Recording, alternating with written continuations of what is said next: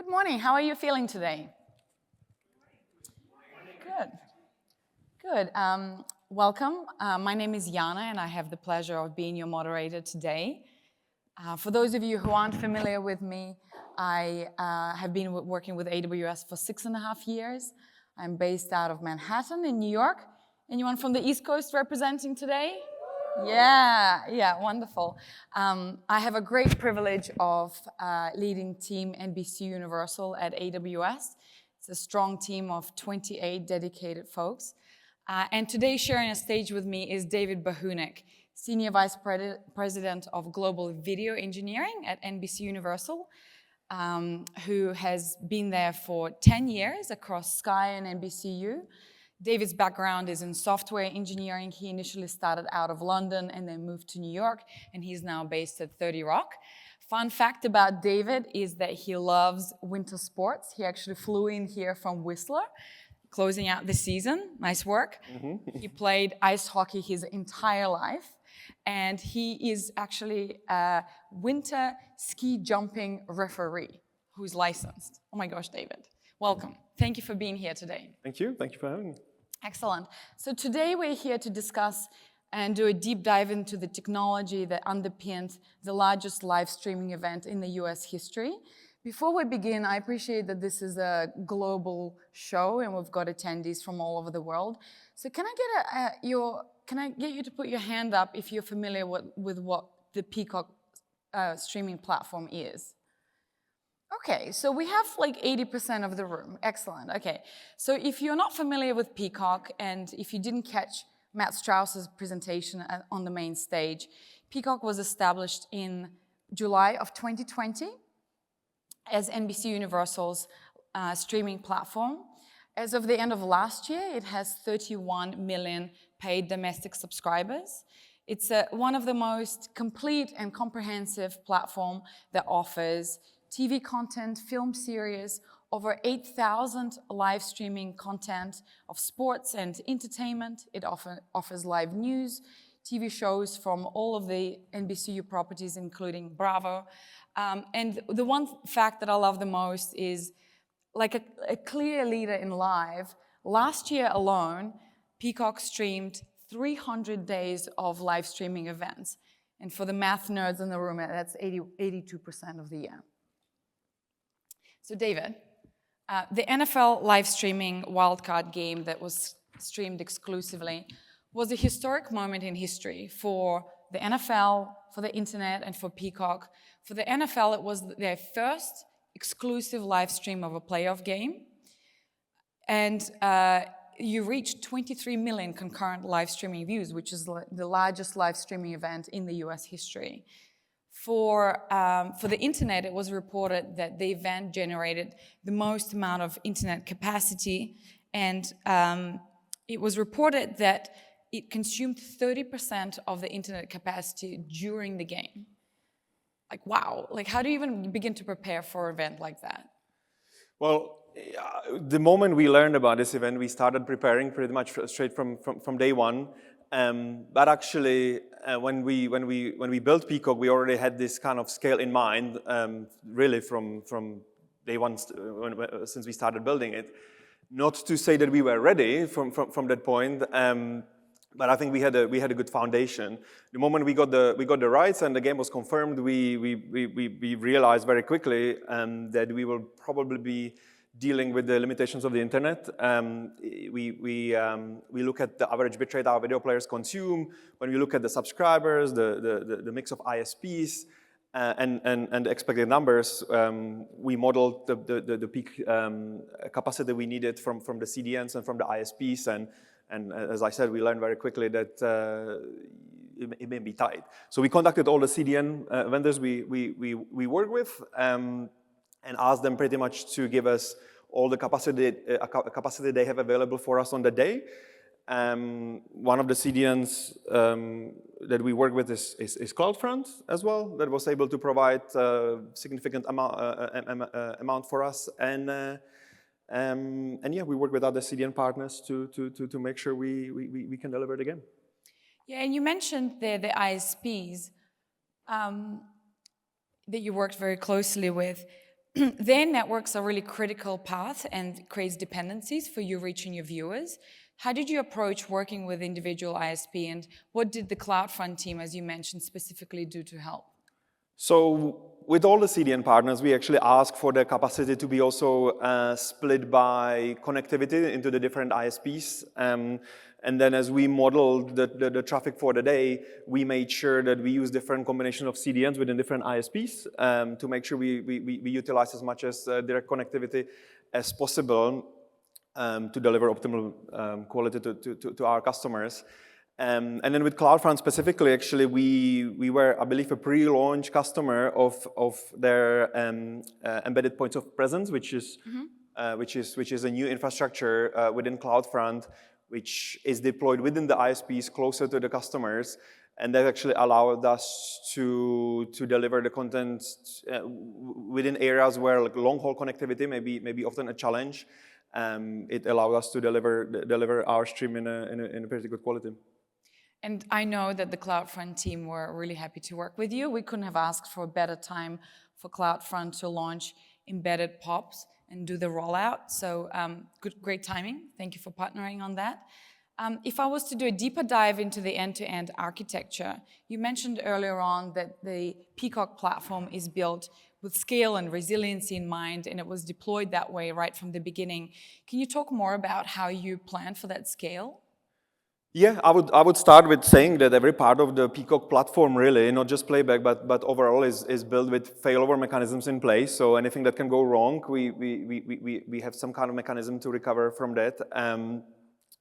And then, for example, our origin is in AWS in active mode across multiple regions, and obviously with each region being backed by multiple AZs as well. I think our infrastructure, generally speaking, is very well distributed, both logically and physically. And I would say that actually we also have a multi-cloud hot backup always on standby, not just for the wildcard game, but pretty much for any event at any time. Also happy to say we never had to use it. Fingers crossed, we keep it that way. So it's really interesting to hear the outlay of that workflow. On the OTT side, do you connect your CDNs directly to the origin, or do you use some sort of a mid-tier layer? Yeah, I would say kind of consistently with the architecture overall, we actually use multiple. And you know, this being a live event, it's not necessarily that we were worried about CDN cache efficiency at this scale, and it being a live event, the cache efficiency is already very, very high. But to prevent any potential or mitigate any upstream issues and having unexpected spikes of load on the origin, we had some mid-tier caching layers in place. I can tell that you've put a lot of thought into planning and resiliency. You and I often talk about the fact that the internet is like such an unpredicted place and just about anything can happen. You worked with your ISP and CDN vendors to make sure you planned for various scenarios. But on the day of the event, what did you have as an option that you could use on an event that if the bandwidth was had some contentions? What did you have on standby? Yeah, so in our models and in the CDN capacity overall and within all the major ISPs, we did have some buffer. But in case of any really major, let's just say CDN outage and portion of the capacity going away, the buffer wouldn't be enough. So we actually have a mechanism in place to, on the fly, reduce the bitrate of the stream we deliver to our customers, which we can dynamically adjust. So depending on the potential failure that there is, we would reduce the bitrate, and obviously that would reduce the demand on the capacity needed. So we could still deliver stream with slightly lower quality, but without any buffering, without any playback failures, which is always the key priority. So it keeps the stream available for all of the audiences, almost like a break glass situation, right? Did you have to use that? No. Okay, good. I'm glad to hear that. Now, I know that like in preparation for the event, many months leading up to the event, we can all answer the call. No, you got it. Okay, excellent. I know leading up to the event, from our perspective, you worked with the account team, you worked with the enterprise support team, media events management team, service teams within edge services and compute and storage. So there were a lot of folks supporting you. We focused on scale, resilience, and security, but we worked with multiple teams across Peacock. You representing global video engineering, what did your team specifically focus on? Yeah, so as you said, my team is responsible for video playback, so I'll focus on that.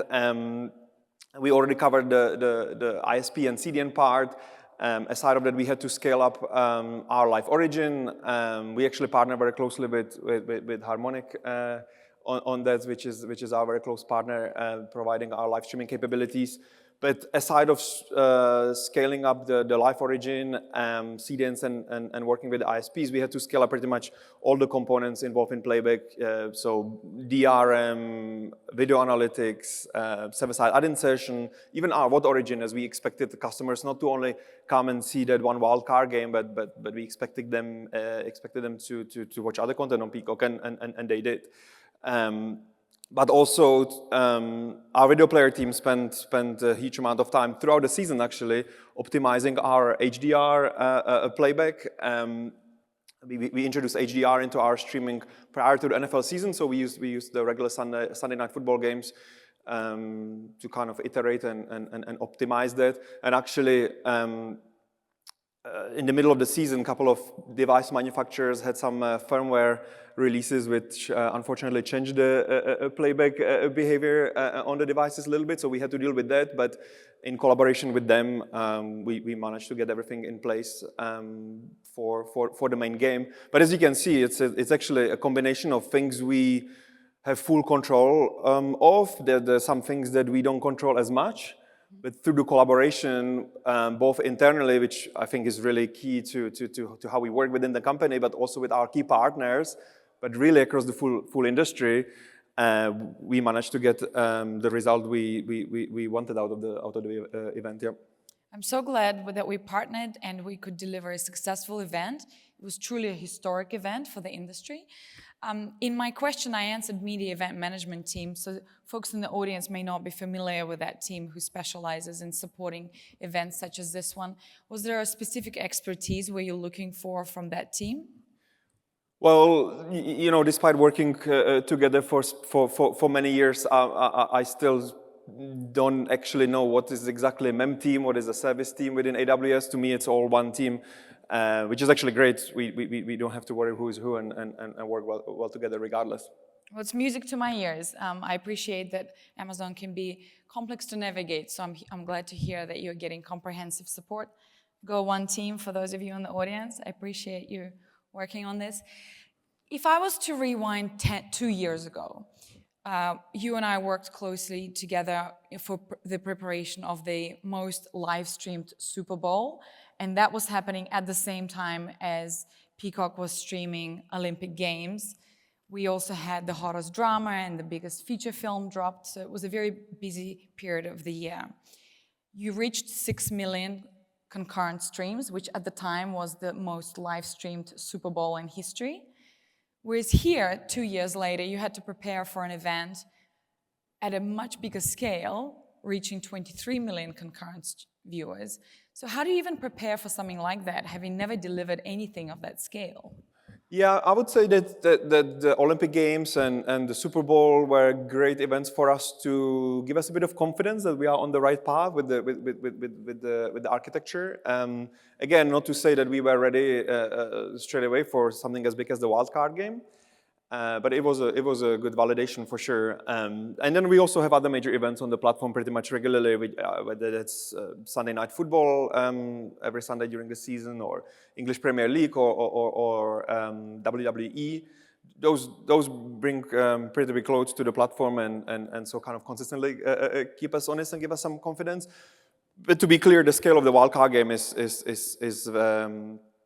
very different, and so for that there is no test really in real production. So we relied heavily on a comprehensive set of non-functional tests, which we run pretty much regularly. And the way we got to the scale we needed for the game is again, as we executed these tests in iterations, we would scale up slowly, and we would observe the results, analyze any bottlenecks. We would tweak, improve what needs to be done, and go to the next iteration, scale up a little bit more, and eventually we got to the scale we knew we needed through our modeling again, looking at the curve of the customers joining and the expected concurrency. And actually, on top of that, we also have again a comprehensive set of chaos testing, which is more to validate that if any of these components fail under the load, not that they would, because we had the non-functional test prove that they wouldn't, but we had the chaos testing in place as well, where in production we would shut down certain components and validate that the failover mechanisms work correctly and customers can continue watching unaffected. And we also ask AWS to provide kind of an independent review of the architecture. And of the chaos test as well. It was more to provide another view and another point of confidence that we are on the right path, and also to share best practices and anything we can improve and get ready for the event. Well, I'm glad that you found it useful. It sounds like you have. Thank you for doing that. So if I think about the day of the event, you were in Stamford, in Connecticut, in the war room. Had many teams there with you, supporting you. Talk to me about the day of the event. Like, what happened in that room? Paint us the picture. And specifically, as you tell me the story, can you give us a little bit more detail about what your team was measuring? What are the key metrics? And what were you making sure you're keeping an eye on to make sure the event is successful? Yes, so we had all engineering teams across the whole platform monitoring actively during the event, both in Stamford, but also a big part of the Peacock tech team is in Europe, and so we in London specifically. So we had two centers, Stamford here in the US and London in the UK, and we also had literally all our partners monitoring with us actively as well, whether it was in person in Stamford or on phone.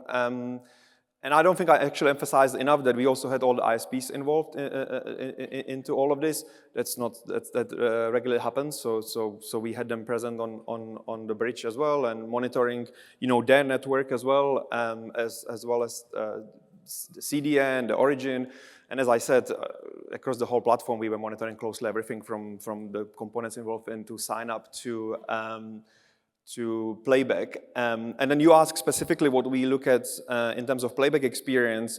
So we always want to make sure that for the customers, the video starts fast, that it starts full stop, that there is ideally no buffering, there are no playback failures, and also that the stream looks good, both in HDR and SDR, as we have both of the variants, obviously. And then we look closely at video latency, meaning how far the stream is behind actual reality. So this is all monitored very closely with a lot of people, many monitors and devices, and it was great to see again. To emphasize the collaboration with all our partners and again, even the ISPs that we don't necessarily work with very closely that often. Well, I can only imagine the cheer when the event finished and everything went successfully. I'm glad that you also built the beautiful collaboration between our teams, but also within the industry. I think, the world is our oyster, and we'll see where we go to next. Given that we are at the Streaming Summit at NAB Show, what's your point of view on what the streaming propositions offer to the viewers, and what's behind this huge growth in streaming, in particular in live sports? Well, I think it's mostly the ability to watch anytime, anywhere.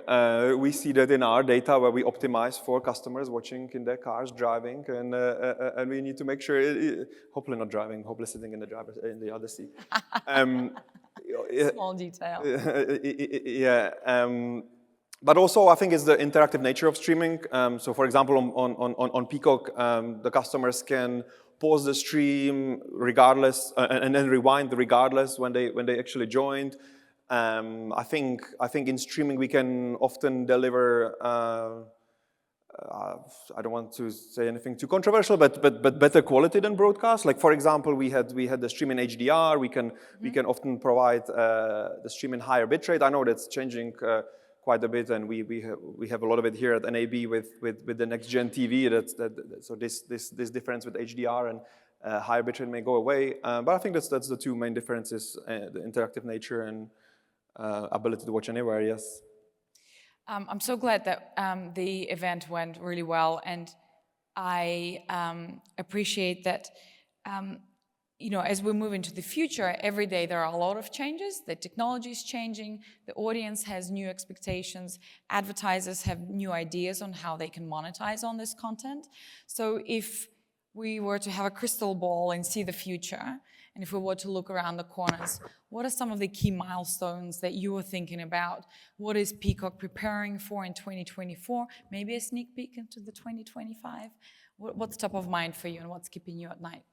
2025 is too far, but Let's focus here. But 2024, so we will be streaming the Summer Olympic Games from Paris. Peacock will be the home of the Olympics, really.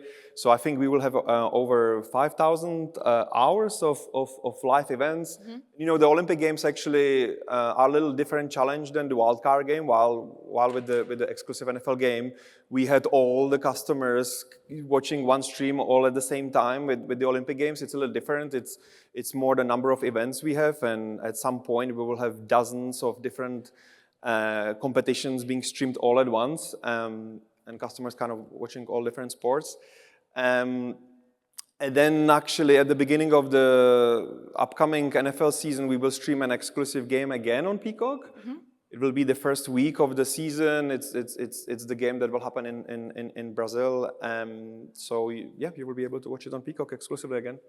I'm quickly polishing up my knowledge on the NFL, but Olympic Games is definitely close to my heart. You can tell I have an accent from various countries, so I get to cheer for 4 various countries. David, I would be remiss if I wasn't to ask what's next specifically for you. You've just come back from Whistler. You love your winter sports. We're about to get into the summer, so what's next for you? I just need to figure out where there is snow still, and then I'll take it from there. But so there's not much around here, so I don't know. I'll have to see. Maybe the southern hemisphere. I think we can make up some hot tips for you there. Thank you. Thank you for joining us today and sharing the insights. A big thanks from the AWS team to your team as well as the other Peacock's team on your partnership and collaboration. We really appreciate everything that we work on. I really hope that 2024 is fruitful and successful, and hopefully in 2025 we'll be here back on stage with more insights. And thank you to the audience for joining us today. Thank you.